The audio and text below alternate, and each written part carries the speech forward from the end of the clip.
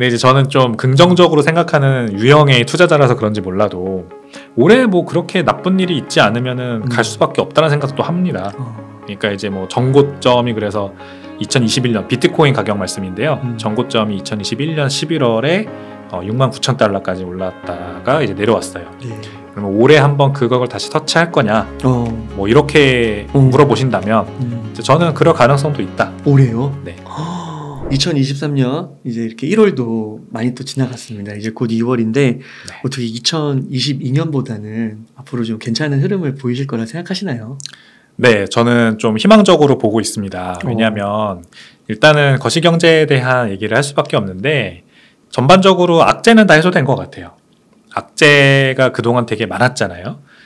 예를 들어서 금리 인상이 계속되고 CPI 지수가 높게 유지되면서 금리 인상이 계속 유지되고 미국에서 그리고 이제 러시아 우크라이나 전쟁 그리고 뭐 공급망 병목 현상 때문에 계속해서 이 물류의 차질이 빚어지고 그리고 이제 중국에서는 또 코로나 봉쇄 조치 때문에 공장들 문을 닫고 뭐 이런 이슈들이 여러 가지가 겹치면서 아무튼 우리의 이 경제의 어떤 활력 자체를 굉장히 무겁게 짓누르고 있었던 한 해가 지난 한 해였고요.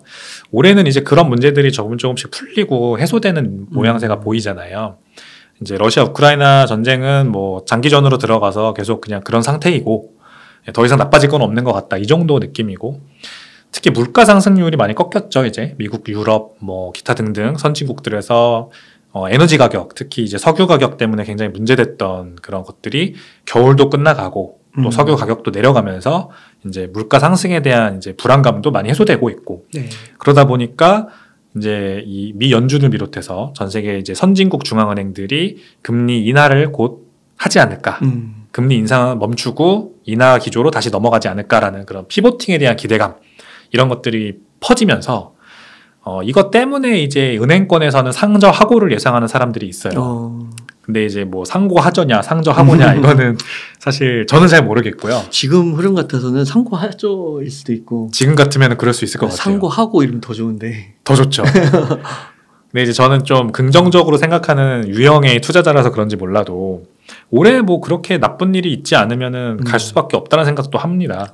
그러니까 이제 뭐 전고점이 그래서 2021년 비트코인 가격 말씀인데요. 전고점이 2021년 11월에 69,000달러까지 올랐다가 이제 내려왔어요.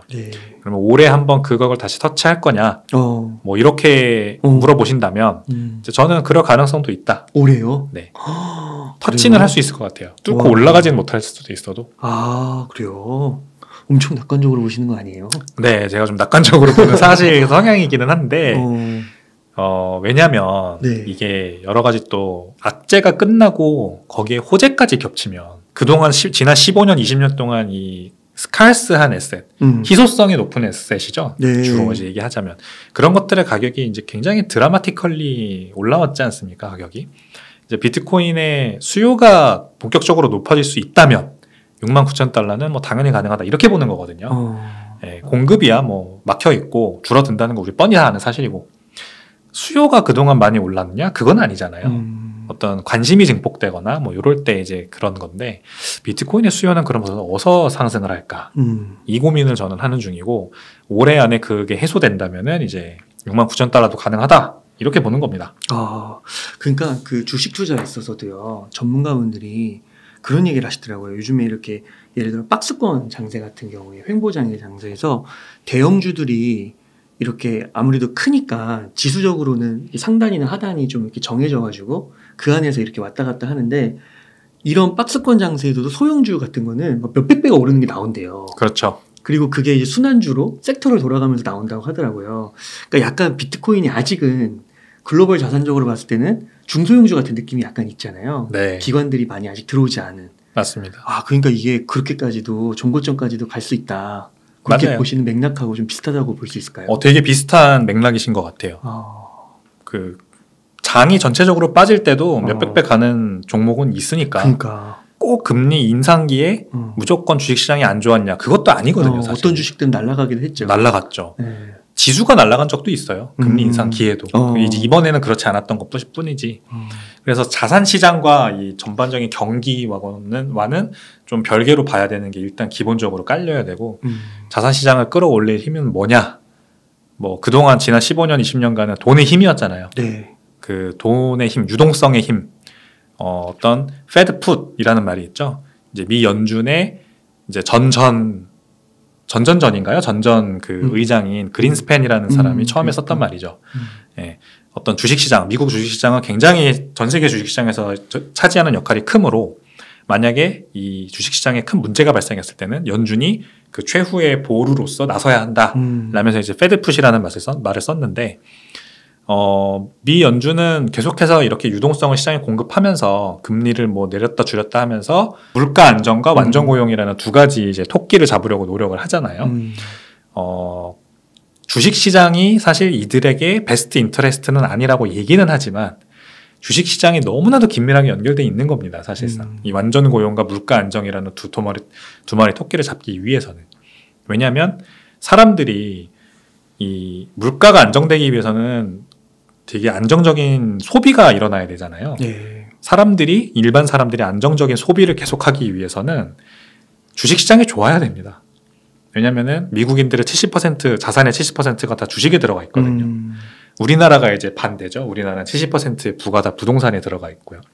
그러니까 우리나라는 이제 부동산 가격이 안정적이어야 사람들이 돈을 쓴다. 소비를 한다. 그래서 사람들이 소비를 계속 해야 물가가 안정적으로 유지되고 이제 하느니 원하는 안정적인 경제가 유지된다. 고용도 잘 일어나고 이렇게 되는 거거든요. 근데 주식시장 폭락하면 사람들이 이제 지갑 닫고 안 쓰잖아요. 돈. 왜냐면 미래 기대 수익에 대한 희망이 사라졌으므로. 네. 그러니까 이런 어떤 주식시장과 실물 경기와의 밀접한 연관성 때문에 결국 연준이나 중앙은행은 주식시장의 최후의 보루로서 이 어떤 정책 결정을 할 수밖에 없는 겁니다. 그러면 이제 말씀하신 대로 비트코인 같은 이제 자산의 어떤 사람들의 내러티브는 어떤 제가 지난번에도 말씀드렸는데 이 비트코인에 대한 내러티브, 투자자들의 내러티브가 뭐냐? 나스닥 3배 ETF 정도 된다라고 생각을 저는 하거든요. 그러니까 스페큘레이티브한 에셋으로 보는 겁니다. 그래서 이런 것들에 대한 가격은 아무 이유 없이 그냥 가는 거예요. 다시 완화적인 기조로 간다. 연준이. 또 뭐 이제 뭐 지금 제가 말씀드린 것처럼 악재가 해소되고 호재가 조그만 거가 조금만 튀어나와도 그냥 뭐 이런 것 때문에 가격이 오른다고 약간 이런 생각이 들 정도로 확 가는 것이죠. 네. 그러니까 이게 그래서 그런가 최근 비트코인 가격이 정말 크게 올라가지고 네. 한 2천만 원 선에서 거의 3천만 원까지 2만 3천 달러까지 이렇게 올라왔더라고요. 네. 아 그렇군요. 이게 그래서 이제 전에 있었던 한 7만 달러 선까지 올라갈 수 있다는 거. 이제 이번에 이제 급등이 나온 거는 이제 DCG 제네시스 들어보셨죠? 네. DCG 파산이 이제 기정사실화되면서 그 DCG라는 거 한번 설명해 주시면 좋을 것 같은데요. 디지털 커런시 그룹의 약자입니다. 이 회사 이름이고 DCG 그룹이 가지고 있는 계열사 많은 계열사가 있는데 그 중에서 이제 제네시스 트레이딩이라고 하는 곳이 있었어요. 여기가 가장 그 덩치가 큰 계열사입니다. 여기가 뭐 하는 곳이냐면 이 암호화폐 담보 대출을 해주는 곳이에요. 그래서 비트코인을 담보로 받고 뭐 스테이블 코인이나 아니면 현금 대출을 해주거나 또는 비트코인 대출을 해주거나 이제 이랬던 것이죠. 근데 이곳이 이제 대출 규모가 굉장히 컸습니다. 이름에 캐피탈이라고 붙으니까 이제 우리나라의 사람들은 캐피털사 하면은 좀 약간 삼금융권 이렇게 생각하잖아요. 맞아요. 근데 여기는 물론 이제 삼금융권 같은 느낌이 이제 회사 사기업이니까 그렇긴 한데 규모 자체는 뭐 1금융권 못지않은 정도로 그래요? 암호화폐 굉장히 많이 대출을 뭐 분기에 한 3조 원씩 3, 4조 원씩 이렇게 대출을 해나갔거든요. 그러니까 전 세계에서 가장 큰 암호화폐 기반 담보 대부 업체였던 것이죠. 와, 엄청 크네요. 네. 근데 이곳이 이제 전혀 사실 망할 거라고는 아무도 생각하지 않았어요. 워낙 규모가 컸기 때문에. 근데 이번에 FTX 파산 사태가 지난 11월에 발생을 하고 나서 이제 이 자금이 FTX가 갚지 못할 자금이 많이 여기 들어있다는 게 밝혀지면서 결국에는 이제 여기에서도 문제가 터진 것이죠. 제네시스 트레이딩에서도. 그리고 이제 DCG는 모회사로서 제네시스 트레이딩과 또 돈을 빌려주고 뭐 빌려가고 이런 관계가 또 많이 이제 있었다고 하더라고요. 그러니까 이제 제네시스 트레이딩이 문제가 되니 DCG, 모기업인 DCG도 문제가 되고 이런 연쇄 파산으로서 지금 문제가 계속 도미노처럼 발생을 한 겁니다. FTX부터 시작된 거예요. FTX부터 시작이 된 것이죠. 그렇구나. FTX가 파산 신청을 하고 이제 파산 신청을 할 때 채무 금액이 한 12억 불 정도 됐습니다. 그러니까 한 1.4조 원 정도, 1조 4천억 원 정도 되는 돈을 못 갚은 거고 이제 까면 깔수록 더 양파처럼 뭔가 드러나고 있어요. 전통 금융권에서는 그래서 FTX로 인한 어떤 전통 금융의 익스포저, 이 피해가 어느 정도 될지 예상을 해봤는데 한 3에서 6% 정도 된다. 익스포저가. 그래서 전통금융은 뭐 FTX가 망한 것 때문에 그것 때문에 뭐 주식시장이 내려가고 이러지는 않을 것 같다 이렇게 결론을 냈거든요. 그러면은 FTX가 돈을 빌려갔거나 혹은 FTX가 돈을 빌려줬던 이 기관들 그 중에서 상당 부분이 이제 제네시스 트레이딩이 카운터파티로서 있었다는 것이고, 그러면은 제네시스 트레이딩은 누구한테 돈을 빌려줬냐? 다 암호화폐 트레이더들이거든요.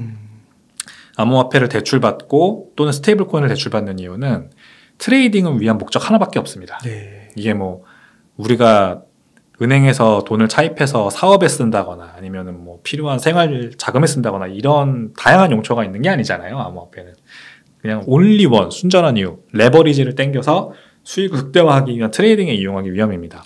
근데 시장이 하락하면은 트레이딩 전략들이 다 이제 워킹을 안 하죠. 그러니까 더 이상 기대 수익이 발생하지 않고 그러면은 대출에 대한 어떤 이자를 내는 것들이 부담스러워지고 그래서 대출을 청산하니까 이 제네시스 같은 곳들은 계속해서 그 대출 금액을 유지해야 되는 거예요. 제가 분기에 뭐 한 3, 4조 원 했다고 하잖아요. 그러면은 이걸 유지하기 위해서 이제 조건 같은 것들을 확 완화해서 대출을 더 많이 내보내는 것이죠. FTX에 가 있던 돈들이 이제 그런 식으로 사실 FTX가 차입할 수 있었던 거예요. 약간 내부 듀딜리전스를 해보면 이런 부실기업에 돈을 빌려줬다는 게 이해가 되지 않는데, 또는 담보대출을 해줬더라고 하더라도 심지어 제가 뭐 비트코인을 담보로 받고 스테이블 코인을 대출해줬다면은 그나마 암호화폐 중에서는 가장 단단한 이제 담보물을 받은 거잖아요. 근데 한간에 떠도는 소문에는 이 소위 말하는 잡코인 이런 것들도 담보로 받아줬다고 하는 거죠. 또는 아예 담보 없이 신용으로 빌려준 것도 많았다. 이런 게 이제 다 장사가 안 되니까 풀어준 거예요. 근데 이런 것들이 이제 FTX라는 뭐 DCG랑 마찬가지로 전혀 망할 거라 예상하지 못했던 거래소가 파산하면서 그 워렌 버핏이 그런 말을 했지 않습니까? 수영장 물이 빠져야 팬티 벗고 수영하고 있었던 게 누군지 드러난다. 그게 이제 드러난 겁니다. 그래서 DCG는 네, 그런 회사고 이번에 파산이 되는 걸로 확정이 됐죠. 확정이 됐어요. 기정사실화 됐죠. 그렇구나. 그 제네시스가 망하는 게 아니고 DCG가 망하는 거예요? 제네시스가 망하는 겁니다. 제네시스가 망하는 거고, 그 이제 파산 절차를 DCG가 이렇게 진행을 하겠죠. DCG는 아직까지 뭐 정확히 기사가 나진 않았습니다. 정확히 어떻게 되는지는. 근데 살아남을 수 있을까?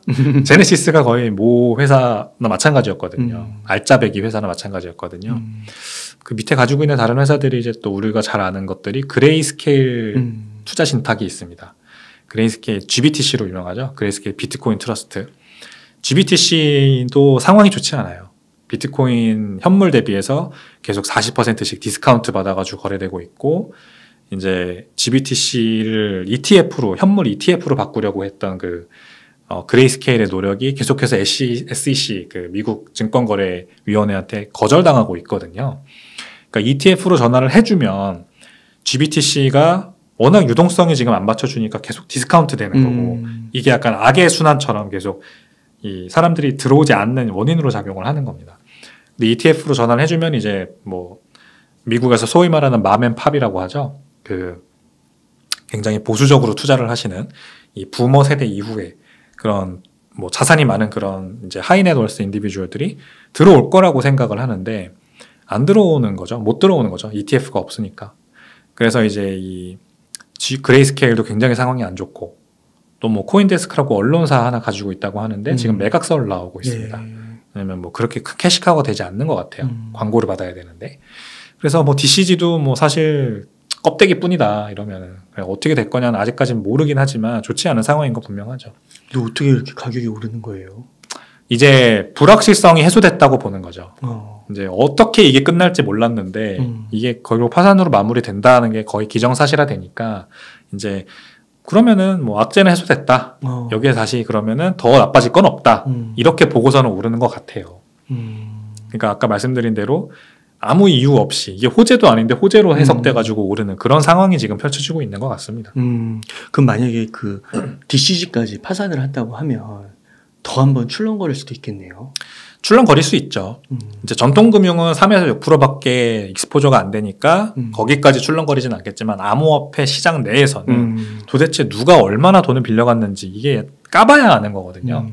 그러면은 지난 작년 6월에 5월에 그 테라 루나 사태 터졌을 때도 보야적 캐피탈, 3에로 캐피탈 이제 이런 뭐 되게 굵직굵직한 벤처 캐피탈이나 아니면은 이 암호화폐 관련된 예치 담보 사업을 하던 담보 대출 사업을 하던 그런 회사들까지 줄도산을 하면서 셀시우스 이런 곳까지 이 장기간 이제 하락장이 이어졌듯이 FTX 사태로 말미암아 지금 터질 만한 곳들 뭐 어느 정도 정리는 됐어요. 사실 블록파이라던가 이런 곳들도 테라 루나 사태 때부터 문제가 있었던 곳들인데 이제 뭐 더 이상 놀랍지도 않죠. 이런 곳들은.